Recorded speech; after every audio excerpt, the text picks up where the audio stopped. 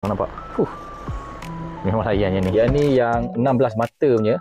Yang ni yang 8 mata punya. Kalau korang tak tahu nak pilih yang mana satu, aku suggest korang ambil yang 8 ni pun dah okey. Kalau yang ni, kau nak masukkan korang punya betis atau tumit pun boleh guys. Kau tengok dia boleh masuk dekat celah-celah tu. Memang rasa sedap. Dia memang best lah yang ni. Okey, kita try yang 16. Yang 16 tak boleh guys. Korang memang main dekat atas je. Kau tengok tu. Dia tak boleh masuk kat celah tu pun. Kalau kau letak macam ni kan, boleh masuk guys. Dia masas tu. Ini lagi sedap rasa dia. Kalau yang ni dia boleh kat atas je lah. Nampak tu. Dia tak boleh masuk celah-celah tu. Boleh juga letak dekat belakang. Macam ni. Sama je. Yang ni pun sama juga posisi dia.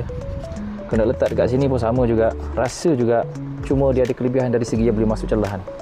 Ini. Aku sangat suka yang ni. Berbanding yang 16 tu. Kalau korang nak kan, korang boleh tekan dekat beg kuning bawah tu. Nampak? Aku suggest korang ambil L8 lah. Dia dapat cover lebih.